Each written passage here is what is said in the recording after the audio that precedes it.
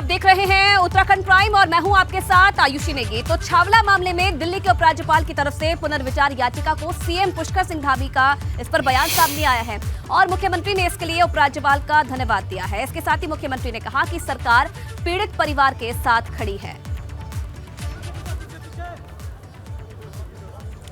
तो छावला केस पर सीएम पुष्कर सिंह धामी का बयान सामने आया है। पीड़ित परिवार से सीएम ने मुलाकात भी की थी। उम्मीद है कि इस पुनर्विचार याचिका में जरूर हमारे उत्तराखंड की बेटी, पूरे देश की बेटी, जो अन्याय हुआ, जो अनाचार दुराचार हुआ, उसमें न्याय मिलेगा। और हमारी सरकार, उत्तराखंड की सरकार पूरी तरह से उनके परिवार के साथ है, उस बेटी के साथ है। जो भी जहाँ भी हमारी ज़रूरत होगी हम उनके साथ कानूनी रूप से, अन्य रूप से, सभी प्रकार से हम उनके साथ खड़े हैं। इधर रुड़की में हरीश रावत की पदयात्रा का आज दूसरा दिन है। मंगलौर विधानसभा के हरचंदपुर गांव में हरीश रावत पदयात्रा निकाल रहे हैं और पदयात्रा को लेकर हरीश रावत का कहना है कि उनकी यात्रा को लेकर लोगों में काफी उत्साह है।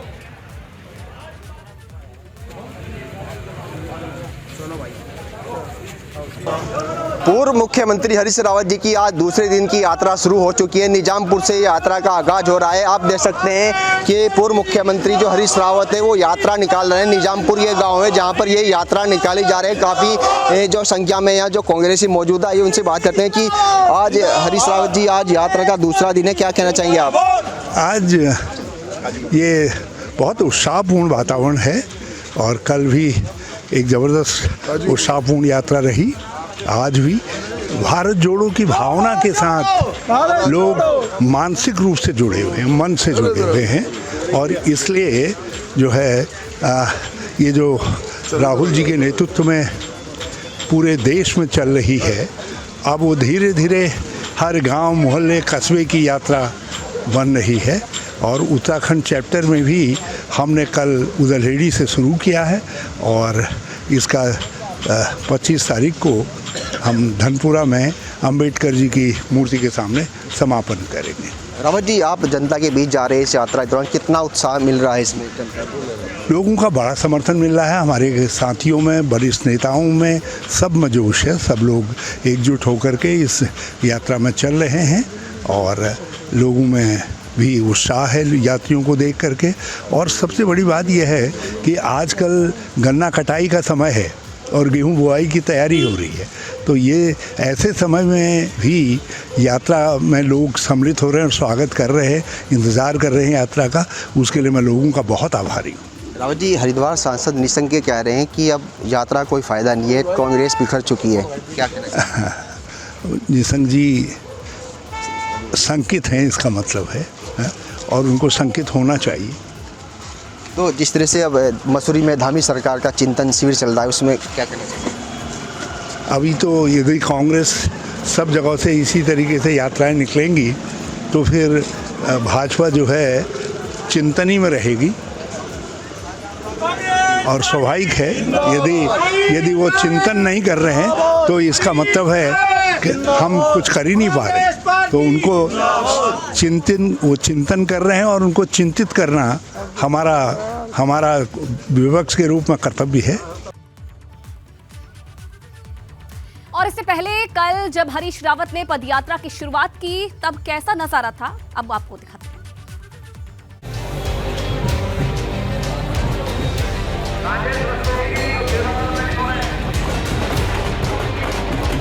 पूर्व सीएम हरीश रावत ने हरिद्वार में सरकार और भाजपा के खिलाफ सत्याग्रह शुरू कर दिया है। हरीश रावत पदयात्रा निकाल रहे हैं। हरीश रावत का कहना है कि उनकी ये पदयात्रा लोकतांत्रिक मूल्यों को लेकर है। हमारी जो यात्रा का मेन उद्देश्य है वो सहिष्णुता, अपने संवैधानिक मूल्यों, अपनी आज़ादी के मूल्यों की रक्षा करना है, संवैधानिक संस्थाओं की रक्षा करना है, सामाजिक न्याय के सिद्धांत को आगे एक झंडा बरदार के रूप में ले करके चलने की धारणा है। कहीं कोई गुटबाजी नहीं है। हम एक लोकतांत्रिक पार्टी हैं, अपने अपने विचार होते हैं और उसके बाद जो पार्टी तय करती है उसका सब लोग अनुसरण करते हैं। हरीश रावत की पदयात्रा में कांग्रेस प्रदेश अध्यक्ष करण महरा और नेता प्रतिपक्ष यशपाल आर्य भी मौजूद रहे। कांग्रेस का कहना है कि करप्शन, भर्ती घोटाला और जनहित के दूसरे मुद्दों को लेकर विपक्ष एकजुट होकर लड़ेगा।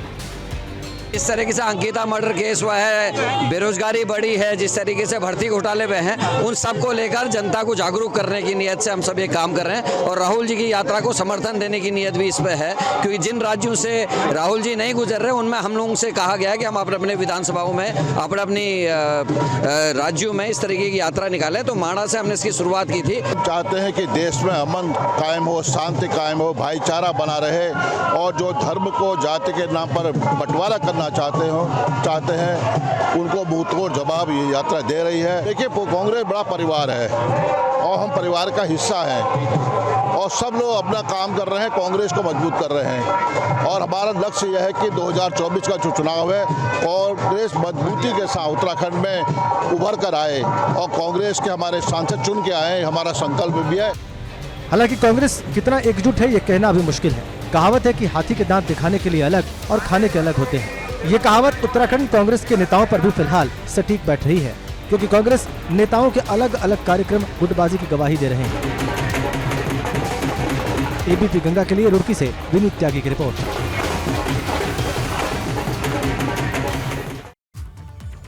और इधर कांग्रेस की गुटबाजी पर सीएम धामी ने तंज कसा है। सीएम धामी ने क्या कहा, आपको दिखाते हैं। तो वो लोग कांग्रेस के अंदर अपना अपना सब लोग अपने अपने ग्रुप को और अपने अपनी जो उनकी पहचान है या अस्तित्व है उसको बचाने की यात्रा कर रहे हैं। खबरों में आगे बढ़ेंगे। देहरादून में स्मार्ट सिटी परियोजना के तहत 187 करोड़ की लागत से बनने वाली ग्रीन बिल्डिंग का रास्ता साफ हो गया है। एक ही भवन पर सरकारी विभाग के 70 दफ्तर होंगे, जिससे लोगों को बड़ी सहूलियत मिलेगी। ग्रीन बिल्डिंग के निर्माण का रास्ता साफ हो गया है। एक ही भवन में अब सरकारी विभागों के दफ्तर मिलेंगे। महत्वाकांक्षी जो हमारी परियोजना पूरे हमारे देश देहरादून में चल रही है, उसमें ग्रीन बिल्डिंग को लेके स्थान की दिक्कत आ रही थी। आप जानते हैं कि बहुत समय से ये समस्या थी और हर कदम पे हम उस काम को आगे बढ़ा रहे हैं। कैबिनेट में भी उसके लिए लैंड का जो चयन है वो उस पर सहमति बन गई है। जो हमारा रोडेज वर्कशॉप है उस जगह का सहमति आज हमारे माननीय मंत्रिमंडल ने कर दी। उत्तराखंड को यूपी से अलग हुए 22 साल पूरे हो चुके हैं और इन 22 सालों के दौरान उत्तराखंड में अब तक ऐसी 4000 लावारिस लाशें मिल चुकी है जिनकी शिनाख्त नहीं हो पाई है। चौंकाने वाली बात यह है कि यह आंकड़ा यूपी से कई ज्यादा है।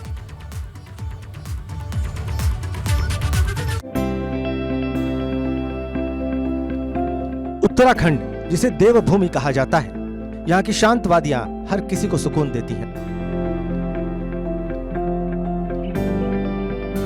मगर इन्हीं शांत वादियों में एक ऐसा रहस्य छिपा है जिसका जवाब पिछले 22 साल से नहीं मिल पाया है। यह सवाल है उन अज्ञात शवों का जिनकी शिनाख्त करना पुलिस के लिए चुनौती बन चुका है। उत्तराखंड में आज भी ऐसे 4711 शव हैं जिनकी शिनाख्त तक नहीं हो पाई।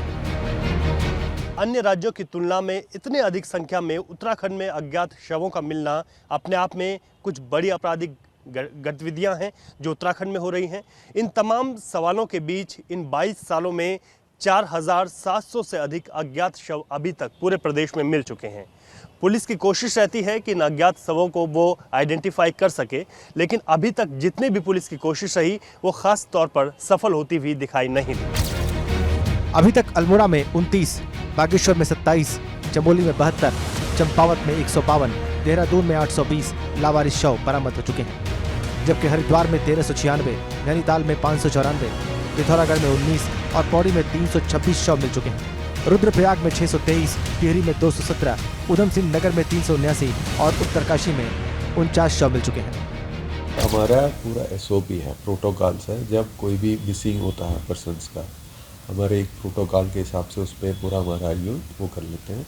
इन्वेस्टिगेशन शुरू हो जाती है हफ्ते, मतलब 3 दिन तक गुमशुदगी में रखते हैं। उसके बाद फिर उसको 365 IPC में बदल के इन्वेस्टिगेशन शुरू हो जाती है। तो उसके बाद भी कई बार ऐसा हो जाता है कि मिसिंग ट्रेस नहीं हो पाता है। और जो अनआइडेंटिफाइड डेड बॉडीज है उसका भी प्रोटोकॉल है, जो जैसे कहीं पे भी मिलता है उसको पंचनामा भरना है और उनको DNA वगैरह सब सेव करके रखते हैं ताकि कभी किसी के यहाँ पे मैच हो जाएगा। तो प्रोटोकॉल के तहत काम करते हैं। अब सवाल यह है कि आखिरकार पुलिस इन अज्ञात शवों के बारे में जानकारी क्यों नहीं जुटा पाई? क्या पुलिस को इनके बारे में कोई जानकारी नहीं मिली या फिर पुलिस ने इनके बारे में कोई दिलचस्पी ही नहीं दिखाई? ये जो गुमशुदा लोग हैं जिनकी डेड बॉडी मिली है और ये कहीं ना कहीं से तो गायब है ना, तो उनके परिवार, उनकी फैमिली के प्रति हम क्या न्याय दे रहे हैं? नंबर एक कि मर्डर हुआ तो एक्यूज पकड़े गए, नहीं पकड़े गए, क्या है? दूसरी बात ये कि आदमी के मृत्यु से जुड़े बड़े फाइनेंशियल बेनिफिट हैं, उससे वो वंचित रहता, क्योंकि एविडेंस एक्ट में ये प्रोविज़न है कि कोई आदमी गायब है तो कब तक गायब रहेगा, कितने साल गायब रहेगा, तब उसको डेड माना जाएगा, कानून प्रिज्यूम करेगा। उत्तराखंड में अज्ञात शवों का यह आंकड़ा दूसरे राज्यों से काफी ज्यादा है। सवाल इसलिए भी गंभीर है क्योंकि उत्तराखंड को शांत राज्य माना जाता है। ऐसे में यहाँ इस तरह की वारदातें सरकारी सिस्टम पर सवाल खड़े करती हैं। शांत प्रदेश की इन वादियों में क्या अपराधी यहाँ पर इन सब चीज़ों का फ़ायदा उठा रहे हैं? क्या यही वजह है कि यहाँ पर इतने बड़ी संख्या में अज्ञात शव मिल रहे हैं? इन तमाम चीज़ों की ओर पुलिस को एक वृहद तौर पर अभियान चलाने की ज़रूरत है ताकि शांत वादियों में मिल रहे अज्ञात शवों की इस बड़ी पहेली को सुलझाया जा सके। सहयोगी निशांत चौहान के साथ रवि कैंथुरा, एबीपी गंगा, देहरादून। और चलिए आगे बढ़ेंगे बड़ी खबर के साथ। तो मसूरी में सरकार के चिंतन शिविर का आज दूसरा दिन है। उद्योग, कृषि, शिक्षा और पलायन पर चर्चा हो रही है। आज शाम चिंतन शिविर में शिरकत करेंगे सीएम पुष्कर सिंह धामी और शिविर के आखिरी दिन मौजूद रहेगी पूरी कैबिनेट। आज चिंतन शिविर का दूसरा दिन है और आज भी तमाम जो विषय हैं उन पर सरकार की तरफ से चिंतन किया जा रहा है। आज तमाम नौकरशाह भी मौजूद हैं। उद्योग, कृषि, शिक्षा और पलायन पर आज विशेष चर्चा हो रही है। कल पहले दिन था और पहले दिन भी कई जो विशेषज्ञ थे वो इस शिविर में शामिल हुए। कैसे आगे आने वाले समय में उत्तराखंड को अग्रणी राज्य बनाना है, इस पर इस चिंतन शिविर में चर्चा हो रही है।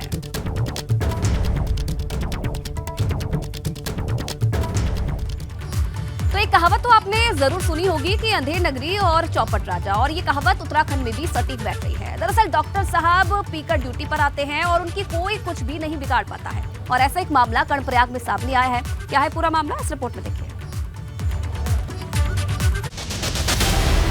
ये हैं देवाल के डॉक्टर सावंत कुमार, और ये नशे में चूर हो गए, ड्यूटी आ रहे हैं। और ये अभी शराब के नशे में धुत डॉक्टर साहब के पैर जमीन पर पड़ते ही लड़खड़ा रहे हैं। आप सुबह से गाड़ी के अंदर शराब तो हमारी नजर पड़ गई। हमारे ये है जनाब ने इतनी पी रखी है कि इनसे खुद को संभालना मुश्किल हो रहा है। यह है कर्णप्रयाग के देवाल में तैनात पशु चिकित्सा अधिकारी सावंत पवार, जो नशे में इस कदर टल्ली हैं कि वो अपना होश और हवास खो बैठे हैं। साहब ने इतनी शराब पी रखी है कि उन्हें 2 लोग पकड़े हुए हैं। बताया जा रहा है कि पशुपालन विभाग ने सावंत पवार को 2017 में देवाल में तैनाती दी थी, मगर तैनाती के बाद से ये लगातार अनुपस्थित रहते थे। शिकायत के बाद पशुपालन विभाग ने इन्हें हरिद्वार अटैच कर दिया था। सरकार ने अटैचमेंट खत्म कर 27 अगस्त 2022 को इन्हें फिर से देवाल में तैनाती दी थी, मगर सावंत पवार ड्यूटी ज्वाइन करने नहीं पहुंचे। सोमवार को डॉक्टर साहब अचानक देवाल आते हैं और उपस्थिति रजिस्टर में 27 अगस्त से 21 नवंबर तक की उपस्थिति एक साथ दर्ज करने लगते हैं। ये देख मौके पर मौजूद व्यापारी और जनप्रतिनिधि ने हंगामा कर दिया। कुछ लोगों ने इनका विरोध किया और इन्हें पकड़कर पशु अस्पताल ले गए और मामले की जानकारी पुलिस को दी। एबीपी गंगा के लिए कर्णप्रयाग से जितेंद्र पवार की रिपोर्ट।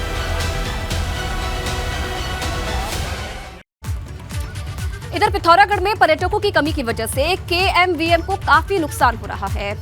चौकुड़ी गेस्ट हाउस में सर्दी के मौसम में पर्यटकों से भरा रहता था, मगर इस बार पर्यटकों की आवाजाही कम है और इस वजह से गेस्ट हाउस खाली पड़ा है। यहाँ सैलानी पंचाचूली के साथ ही हिमालय की दूसरी चोटियों पर बर्फबारी को देखने के लिए आते हैं और उम्मीद है कि अब नए साल के मौके पर सैलानियों की संख्या बढ़े। सर अभी जाड़ों का माहौल है, 16 अक्टूबर से थोड़ा ऑक्सीजन माना जाता है, तो अभी लगभग 50% ऑक्यूपेंसी रह रही है। अभी 20 दिसंबर के आसपास से थोड़ा छुट्टियों का पीरियड रहता है, तो उस समय न्यू ईयर मनाने के लिए भी बहुत गेस्ट आते हैं, तो उस समय लगभग पैक रहेगा। उस समय की बहुत बुकिंग आई हुई है। और इधर देहरादून में बल्क वेस्ट जनरेट करने वाली जगहों को कूड़ा अलग अलग करके रखना होगा। अगर ऐसा नहीं किया गया तो नगर निगम ऐसी जगहों का कूड़ा नहीं उठाएगा। इसमें होटल, अपार्टमेंट और रेस्टोरेंट जैसी जगह भी शामिल है। नगर निगम ने इसके लिए ऐप भी तैयार किया है जिसमें ऐसी जगहों को रजिस्ट्रेशन कराना होगा। बल्क वेस्ट जनरेटर का एक ऐप लॉन्च किया है नगर निगम ने, जिसमें बल्क वेस्ट जनरेटर्स जो हैं उनको रजिस्ट्रेशन किया जाएगा, जिसके माध्यम से जो waste collection, transportation, segregation, processing का जो प्रोसेस है उसको स्ट्रीमलाइन किया जाएगा। इसमें हम लोग high rise apartments, hotels, restaurants और फ्यूचर में अन्य जो कैटेगरीज जैसे मॉल्स हो गए या वेडिंग हॉल्स हो गए, इन सबको भी ऑन बोर्डिंग करेंगे और इसके माध्यम से हम लोग कूड़े को पृथक्करण करते हुए, सेग्रीगेशन करते हुए जो है कलेक्ट करेंगे। तो कूड़ा निस्तारण के लिए नगर निगम ने ये तैयारी की है और आने वाले समय में सब जगह से फॉलो किया जाएगा। अगर नहीं होगा तो वहां से नगर निगम कूड़ा नहीं उठाएगा। सभी जहां पर रेस्टोरेंट मौजूद हैं, होटल्स मौजूद हैं और अपार्टमेंट्स हैं, वहां पर ऐसी जगह बनाई जाएगी। और कूड़ा निस्तारण के लिए नगर निगम ने ये तैयारी की है। शहर में गंदगी ना फैले, इसके लिए नगर निगम ने ये कदम उठाया है और इसके लिए ऐप पर जाकर पहले रजिस्ट्रेशन कराना होगा और उसके बाद ही जो आगे की कार्रवाई है वो होगी। प्रशासन की तरफ से इसके लिए निर्देश भी जारी हो गए हैं और नगर निगम फिलहाल ये ऐप तैयार कर रहा है। आने वाले समय में बहुत जल्द जो देहरादून वासी हैं वो इस ऐप पर जाकर रजिस्ट्रेशन करवा सकते हैं। कई बार शहर में जगह जगह गंदगी का अंबार देखने को मिलता है जिसकी शिकायत कई बार मिल चुकी है और ऐसे सिचुएशन से निपटने के लिए अब नगर निगम इस ऐप को तैयार कर रहा है। आने वाले समय में राजधानी को इससे काफी फायदा होगा। जो जगह जगह कूड़ा देखने को मिलता था उसका निस्तारण हो पाएगा और इसके लिए सबसे पहले इस ऐप पर जाकर रजिस्ट्रेशन करवाना होगा। अगर आपने रजिस्ट्रेशन नहीं करवाया ऐप में तो नगर निगम वहां से कूड़ा नहीं उठाएगा। ये साफ तौर से जो निर्देश है वो प्रशासन की तरफ से जारी हो गए हैं। तो नगर निगम की ये तैयारी है। आने वाले समय में राजधानी को इससे काफी फायदा होगा और विशेष तौर पर जो अपार्टमेंट हैं, होटल्स हैं, रेस्टोरेंट हैं, वहां के लिए ये नियम जारी किए गए हैं। इधर चंपावत में डीएम ने मां पूर्णागिरि धाम में होने वाले विकास कामों का निरीक्षण किया। डीएम हेमंत कुमार ने मंदिर समिति और विभागीय अधिकारियों के साथ ककराली गेट से लेकर पूर्णागिरि धाम तक करवाए जा रहे विकास कार्यों का निरीक्षण किया। उन्होंने कार्यदायी संस्था को पुनर्निर्माण और मरम्मत कामों को तय समय में पूरा करने के भी निर्देश दिए हैं। मुझे द्वारा निर्देश दिए थे कि माननीय मुख्यमंत्री जी की जो घोषणा है पूर्णागिरि धाम के सौंदर्यीकरण हेतु, उस क्रम में जो संबंधित विभाग है उनके साथ स्थलीय निरीक्षण कर लिया जाए। तो उसी क्रम में आज टनकपुर से होते हुए ये पूर्णागिरि मंदिर तक का सभी संबंधित विभागों के साथ निरीक्षण किया गया और अधिकारियों को निर्देश दिए गए जहाँ पर डीपीआर बननी है, कार्रवाई शेष है, वहाँ पर तत्काल वो डीपीआर तैयार करें। और हल्द्वानी में नगर निगम बोर्ड की बैठक हुई है। पहली बार अंबेडकर पार्क सभागार में बैठक का आयोजन हुआ है। इस दौरान बोर्ड बैठक में 125 करोड़ के बजट के 12 प्रस्ताव पास किए गए। तिकोनिया चौराहे में घंटाघर नगर निगम कर्मचारियों को आयुष्मान का लाभ दिया जाने, सिटी फॉरेस्ट पार्क के निर्माण, 40 लाख की लागत से सीसीटीवी कैमरे और शीश महल में जन मिलन केंद्र खोले जाने का प्रस्ताव पास किया गया है।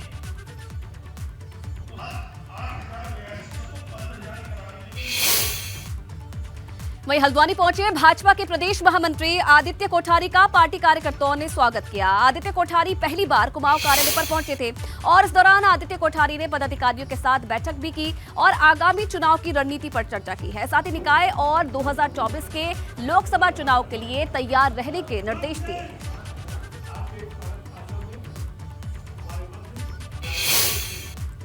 इधर पशुपालन मंत्री सौरभ बहुगुणा का कहना है कि प्रदेश भर में जंगली जानवरों से कृषि को हो रहे नुकसान को देखते हुए सरकार ने इसकी रोकथाम के लिए सोलर फेंसिंग योजना तैयार की है।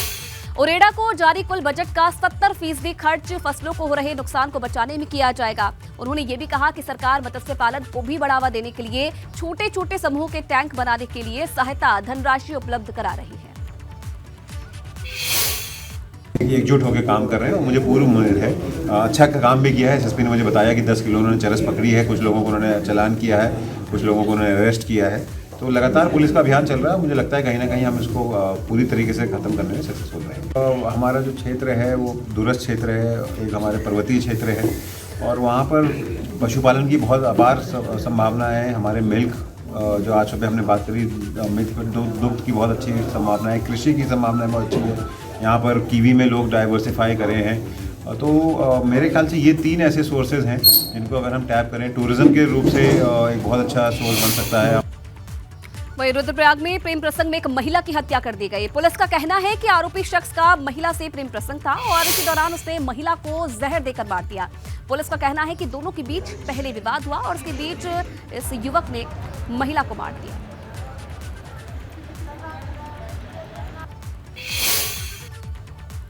वहीं जोशीमठ के तोलमा गांव के ग्रामीण अपने शीतकालीन प्रवास गुरमा ग्वाड की तरफ लौटने लगे हैं। आवाजाही के लिए ग्रामीणों ने पुल भी तैयार किया है। ग्रामीणों ने लकड़ी का पुल तैयार किया है। दरअसल तोलमा गांव के ग्रामीण शीतकाल प्रवास के दौरान निचले इलाकों की तरफ आते हैं और इस इलाके में सर्दी के मौसम में काफी बर्फबारी होती है और इस वजह से जो ग्रामीण है वो निचले इलाकों की तरफ लौट जाते हैं। तो किस तरीके से ये लकड़ी का पुल इन ग्रामीणों की तरफ से तैयार किया गया है। पंती नदी के बीच इस पुल के सहारे जो ये लोग हैं इस रास्ते को पार करते हैं अपनी जान जोखिम में डाल के। एक्सक्लूसिव तस्वीरें भी आप देख रहे हैं। नीचे जो नदी है वो अपने उफान पर है, तो ऊपर ये लकड़ी से बना पुल इन ग्रामीणों की तरफ से तैयार किया गया है। और चलिए इसी के साथ उत्तराखंड प्राइम में फिलहाल इतना ही। तमाम खबरों के लिए आप बने रहिए एबीपी गंगा के साथ।